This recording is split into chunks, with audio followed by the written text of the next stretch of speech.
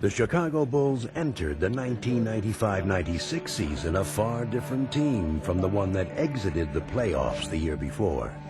With Michael Jordan back for a full season, the Bulls' nucleus was restored. Michael and Scotty have been leaders with this team over the 90s. But Michael early in the season said, this is still Scotty's team. I'm still figuring my way onto it. Hey, Scotty! I feel like the last couple seasons that, we were still a team that were looked at as one of the better teams in the league, but not of a championship caliber team. We're up north, Carolina, at guard. Having Michael back, we felt like that, this was going to be our opportunity to go for it again. You're getting the tap right there, run your fifth side. Here's the pass. Let's go. With Jordan and Pippen forming an incomparable core, the Bulls jumped out to their best start in history. Dennis Rodman brought a critical piece to the puzzle as the Bulls now boasted the game's most formidable trio. Carving out a vital presence, Rodman epitomized the meaning of team player.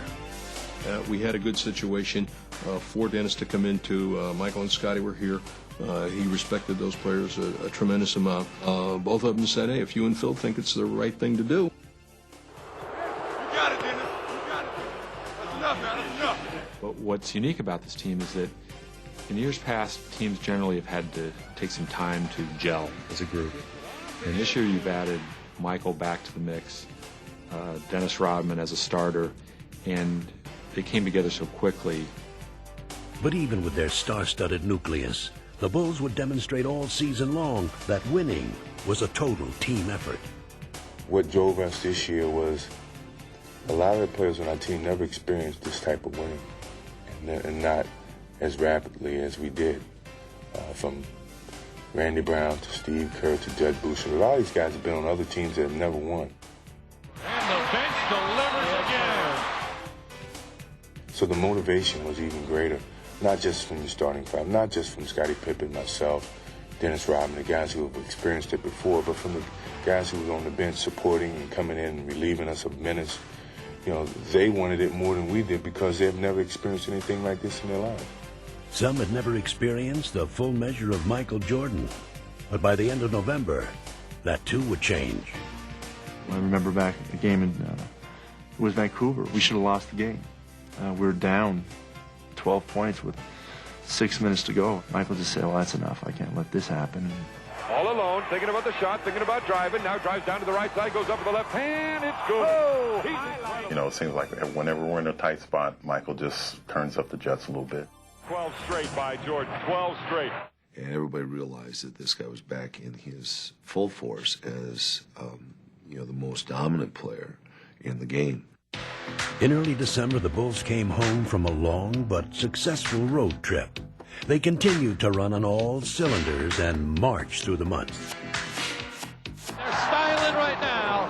And the question is now, who can beat the Chicago Bulls team? It's not individual. It's a team situation. And no one demonstrated that better than Jordan and Pippen. As they provided the team's anchor, they gave the rest of the league a lesson in winning. Bulls are toying. I gotta help. I gotta get the ball. I go to you.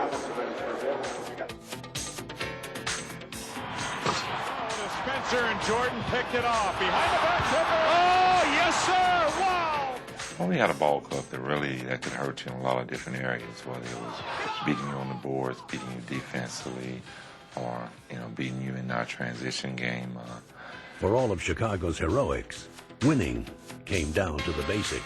It's pretty to have a shot or a dunk or, a steal and a run-up, but really the things that provide you those things are the nuts and bolts of basketball, and that's hard teamwork. Now listen, if I call a 10 defense, match up and play 10 full court defense. You're only as good as your weakest link. 10 given points with 8 minutes gone the first quarter. As the Bulls continued to pile up the victories, their success seemed to come at will. We're just breezing along. But you always, in the back of your mind, you realize you get off to a good start. And we kept going. And the next thing you know, it's All-Star break, and we're just sitting out there by ourselves.